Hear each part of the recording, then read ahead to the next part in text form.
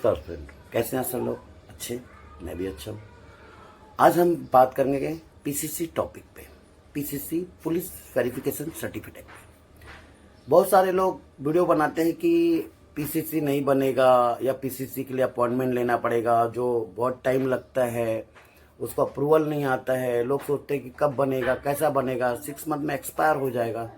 तो मैं आप लोग को एक बात बताना चाहता हूँ कि पीसीसी जो होता है ना, बहुत ही अच्छी चीज़ होता है, जो आपको बनवाने के लिए बनाना जरूरी है, खासकर उस कंट्री के लिए जिस कंट्री में आप काम करने जा रहे हैं। जैसे पीसीसी हर कंट्री में, कहीं कंट्री में नहीं लगता है तो किसी कंट्री में लगता है, लेकिन पीसीसी जो होता है एक तरीके से आपका क्रिमिनल रिकॉर्ड के ऊपर रहता है। आपके पास कोई मारपीट का केस ना हो, आपका पुलिस स्टेशन में कोई रिकॉर्ड ना हो, तो पुलिस सर्टिफिकेट इसलिए आपको लेना पड़ता है कि वो अप्रूवल करता है कि आपके नाम पे कोई केस वगैरह नहीं है। First thing. सेकेंड थिंग कि अगर आप बाहर गांव जाते हो, जैसे कुवैत, बहरीन, मस्कट, सऊदी आ जाते हैं, तो यहाँ पे आपको वहाँ की कंपनियां आपसे पीसीसी मांगती हैं। क्यों? क्योंकि उनको वहाँ का रूल्स रेगुलेशन अलग होता है और इंडिया का रूल्स रेगुलेशन अलग है। क्योंकि इंडिया, बाहर से कोई इंडिया में आता है तो उनको पीसीसी लेने की जरूरत नहीं उनकी कंट्री से, क्योंकि हमारी गवर्नमेंट उतना वो नहीं करती। लेकिन हमको जब बाहर जाते हैं तो हमको लेना पड़ता है, क्योंकि वहाँ के हर कंपनियां मांगते हैं, कोई कोई कंपनी नहीं मांगती है। आप जब पुलिस वेरिफिकेशन सर्टिफिकेट आप जब कंपनी को भेजते हो तो कंपनी आपको अपॉइंटमेंट लेटर भेजती है। क्यों? क्योंकि अगर आपको अपॉइंटमेंट लेटर पहला कंपनी दे देती है तो समझ लीजिए कि आपका पीसीसी हो जाएगा।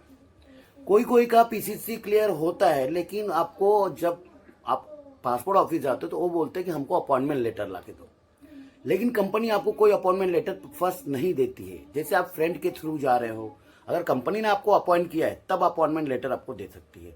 कंपनी के वेबसाइट पे जाके आपने फॉर्म फिलअप किया, सब कुछ किया, तब आपको अपॉइंटमेंट लेटर दे सकती है। लेकिन आप किसी फ्रेंड के थ्रू जाएंगे तो आपको अपॉइंटमेंट लेटर नहीं मिलता है, क्योंकि आपको कोई फ्रेंड लेके जा रहा है। तो वहां पे आपको लेके जाने के बाद कंपनी में लेके जाएगा, कंपनी आपको फिर देखेगी, आपको सारे पेपर तो आपको उन्होंने पास कर दिया है, लेकिन कंपनी में आपको जाने के बाद पता चलेगा कि हाँ हमारा अपॉइंटमेंट लेटर मिलेगा। कंपनी आपको अपॉइंटमेंट लेटर पर सारे डिटेल लिखे रहेंगे कि आपका पेमेंट कितना है, टाइम कितना काम करोगे, सब कुछ उस पर लिखा रहेगा। आप उसको पढ़ने के बाद साइन करिए, आप सर्टिफाइड हो जाइए, तभी आप साइन करिए। 1 से 2 दिन आप करने के बाद आप काम करिए। बाहर की कंपनियां जो होती हैं पीसीसी इसलिए मांगती हैं कि इनका कोई क्रिमिनल बैकग्राउंड ना रहे, इनके साथ कुछ मतलब बोलते हैं ना, जैसे कि हमारे नाम पे कोई केस ना हो, ये सब सारी चीजें रहती हैं। तो भाई आप लोग से एक बात बताना चाहता हूँ कि जो लोग सोचते हैं कि पहला मुझे, बहुत सारी कंपनियां अपॉइंटमेंट पहला दे देती हैं ना, फिर बाद में वहां जाने के बाद प्रॉब्लम्स होते हैं। बहुत सारे लोग ई विजिट वीजा पे जाते हैं या कंपनी उनको अपॉइंटमेंट करती है, बाद में कंपनी क्या करती है, वहां के जो ब्रोकर्स होते हैं वो वहां पे उस चीज को इग्नोर कर देते हैं। 1 महीना काम देंगे, उनका पुराना बंदा आ गया तो आपको वहां से हटा देंगे। वो आपको अपॉइंटमेंट पे लिखा रहता है कि आप 3 महीने के लिए सिर्फ जॉब पे हो। तो आपको वो चीज अपॉइंटमेंट लेटर पे पढ़ना बहुत जरूरी रहेगा, क्योंकि आपने पीसीसी किया, पीसीसी करने के बाद आप जा रहे हो बाहर गाँव काम करने के लिए, और काम करने के बाद आप ये साइन भी कर दिए बिना देखे। सिर्फ आप चेक किया क्या मेरी सैलरी कितनी है, खाना मिल रहा है कि नहीं मिल रहा, रहना मिल रहा है कि नहीं मिल रहा, ये सब देखे आपने और साइन कर दिया। लेकिन गलत, इस चीज के बाद भी एक लिखा रहता है कि आप कितने साल का आपका वीजा है और कितने साल तक का आप काम कर रहे हो। समझ गए? कोई भी ब्रोकर आपको बोले कि आप इंडिया का ब्रोकर, वहां का ब्रोकर सेम ही होते, दोनों मिले भगत होती है दोनों की। आप यहां से अगर वहां जाते हो और वो बोलते हैं कि आपको इतना पैसा चार्ज लगेंगे, और चार्ज लगने के बाद आपको अप्रूवल्स आ जाते हैं, ठीक है, आपको इतना टाइम लगेगा, आपको मिल जाएगा अप्रूवल। वो क्या करते हैं, कंपनी से आपको वीजा भी दिला देते हैं, फिर आपका पुलिस क्लियरेंस सर्टिफिकेट मिल जाता है आपका। फिर उसके बाद जो होता है प्रोसेस, अपॉइंटमेंट आप जब जाएंगे, साइन कर ही चुके आप वहां पे जाने के बाद पता चला कि 2 से 3 दिन में, 2 से 3 महीने में आपकी छुट्टी, फिर आप सालों साल यहाँ वहाँ भटकेंगे, क्योंकि आपका वीजा डेट जो रहेगा वो तो बोलेंगे कि 6 मंथ का है, 1 ईयर्स का है, 2 ईयर्स का है, लेकिन जो अपॉइंटमेंट रहता है वो कितने साल का है, जिसको बोलते हैं ना हमारे हिंदुस्तान में अदला बदली, कि पुराना गया है तो उसके जगह पे कोई एक आदमी रख दो, और फिर जब वो आ जाएगा इस आदमी को कहीं दूसरी जगह रख दो। ये आपको खासकर सऊदी अरब, दुबई, मस्कट, कुवैत, बहरीन और बहुत सारे कंट्री में चलता है, समझ गए सर। लेकिन आप लोग सबसे पहले तैयारी क्या करते हैं, मेन मुद्दे पे आते हैं हम लोग। अब तैयारी हमको क्या करना है, सबसे पहले तैयारी ये है कि आप सबसे जिस कंपनी में जा रहे हो, कंपनी का एक रेफरेंस आईडी नंबर होता है, कंपनी का फैक्स नंबर होता है, कंपनी का फोन नंबर्स होते हैं, ठीक है। कंपनी के जो आपको सीनियर्स होते हैं, जैसे कंपनी का आपको कोई मैनेजर हो गया या डीन हो गया या जनरल मैनेजर हो गया या आपका फ्रेंड ही क्यों ना हो जिस कंपनी में वो काम कर रहा है, अगर उसी कंपनी में आपको लेके जा रहा है तो की बात करो, उनसे कांटेक्ट करिए। आपका सब बाहर गांव जाने से पहले सबसे पहले क्या होगा, एक इंटरव्यू होता है। सबसे पहले वो लोग लेते हैं आपका रेज्यूम के बाद आपका डॉक्यूमेंट्स जाते हैं, फिर वहां पे आपको सिलेक्शन होता है। सिलेक्शन होने के बाद आपको ऑनलाइन इंटरव्यू होता है।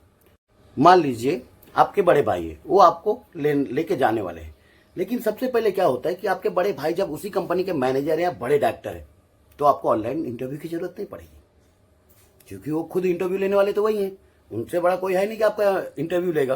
तो आपको इजीली जॉब मिल जाता है, आपको जो भी नॉर्मल प्रोसेस होते हैं करने के लिए। लेकिन अगर आप ब्रोकर के थ्रू काम करते हैं तो आपको ऑनलाइन इंटरव्यू होगा। ऑनलाइन इंटरव्यू जो होगा वो ब्रोकर जो होते हैं वहां से कंपनी आपको ऑनलाइन इंटरव्यू करती है, आपको उसके बाद अपॉइंटमेंट लेटर देती है। अपॉइंटमेंट लेटर देने के बाद फिर आपको जो भी आपका एम्प्लॉय परमिट वीजा होगा वो आपको भेजती है, 10 से 12 दिन में भेजती है। ये सारे प्रोसेस करने के बाद फिर भी मैं जो बोल रहा हूं उसको ध्यान से सुनना आप लोग, क्योंकि यहां से कुवैत मान लो आप जा रहे हो, इंडिया से तो इजीली निकल जाओगे टिकट निकाल के, लेकिन जब कुवैत पहुंचोगे या मस्कट पहुंचोगे या बहरीन पहुंचोगे या सऊदीया पहुंचोगे, सबसे पहले वहां पे आपको एयरपोर्ट पे ही जांच पड़ताल होता है, किस काम के लिए जा रहे हो, कौन है, क्या है, चेक इन है। तो आपको सबसे पहले चीज क्या करना है कि आपको कुछ ज्यादा सामान नहीं लेना है, न किसी का सामान लेके जाना है, चाहे वो कोई भी हो। बोले कि मेरा कोलगेट पेस्ट है, ये भी नहीं लेके जाना है। आपको सिर्फ अपने 4 जोड़ी कपड़े, जितने कपड़े से हो गए, जो खाने पीने के सामान हो गया घर से वो लेने, बाकी किसी भी फ्रेंड्स वगैरह का कोई भी सामान नहीं लेके जाना है। किसी पे भी भरोसा नहीं करना है बाहर में। और सुनो, जब आप एयरपोर्ट क्रॉस हो जाते हो वहां पे आपको ब्रोकर आपको रिसीव करता है। पहला तो आपको रिसीव करने के बाद अगर आपको सबसे पहले ये देखना है कि वो आपको रखता कहाँ है, आपको कंपनी के रूम में रखता है या होटल्स में रोकता है। अगर वो होटल्स में रोकता है तो इतना मान के चलो आप कि उसको होता है कंपनी का जो रूम्स होते हैं अलग होते हैं, तो बोलेगा नहीं आपको 2 से 3 दिन होटल में रहना पड़ेगा, या तो वो ग्रुप में कहीं आपको रखवा देगा। सबसे पहली बात कि आपको ब्रोकर को अपना पासपोर्ट नहीं देना है जब तक आप कंपनी में अपॉइंट ना हो जाओ। अपॉइंट होने से पहले मैंने बताया ना, सारी चीजें चेक कर लो, और ये भी डेट बाय डेट भी चेक करो। आपका वीजा तो आ गया, 1 साल 6 महीने का भेज देते हैं लोग, लेकिन वहां पे जाने के बाद ना सर बहुत धोखेधड़ी होते हैं। आपको यहाँ के लोग बोलेंगे अरे नहीं ऐसा नहीं वैसा नहीं, लेकिन वहां जाने के बाद आपका डेट, आपका टाइम और आपका सिलेक्शन डेट सब चेंज हो जाते हैं। उसके बाद आप अपना चेक करिए कि आप किस पोस्ट पे हो, ठीक है, किस पोस्ट पे हो, आपकी सैलरी कितनी है, कंपनी आपको रहना दे रही है, खाना दे रही है, सब कुछ दे रही है। तो आपको सबसे पहले इस सब चीज़ों के बारे में जानकारी रखो, ठीक है। ये सब रखने के बाद ही आप अपॉइंटमेंट लेटर पे साइन करो। बिना देखे साइन कर दिया आपने, फंस गए सर। और अगर उसमें रूल्स रेगुलेशन के हिसाब से अगर ने नई सिस्टम किया तो कंपनी आपको निकाल देती है। गल्फ कंट्री है, वहां जा रहे तो एक चीज का ध्यान देना है आपको। सबसे पहले ध्यान देना कि आप अपना सामान और अपने आप को देखना है कि हम काम करें कंपनी में, हम टाइम टू टाइम कंपनी काम करें और घर पे आए सो जाए। अगर कंपनी रूम्स नहीं देती है तो आई एम सॉरी, आप लोग कभी मत जाए। और एक रूम में कितने लोग रहते हैं ये भी पता कर लीजिए आप लोग। गाय भेड़ बकरियों की तरह वहां पे रूम में लोग रहते हैं, एक एक रूम में 15-15 16-16 लोग को रखते हैं वहां पे। आपको सबसे पहले पूछना ब्रोकर से कि वहां रूम में कितने लोग रहते हैं। जॉब तो आपका हाई फाई बता दिया, आपको बोलेगा 1 लाख सैलरी, 80,000 सैलरी है, 1,20,000 सैलरी है, लेकिन आपको वहां पे जाने के बाद पता चलेगा कि मेरी सैलरी तो साली इतनी नीचे, मैं करूं तो करूं क्या करूं। हाँ, तो आपको सबसे पहले क्या करना है कि ये सोचना है कि भाई मेरी सैलरी तो इंडिया वाला ब्रोकर इतना बोला, अब यहाँ पे आने के बाद मेरी सैलरी इतनी हो गई।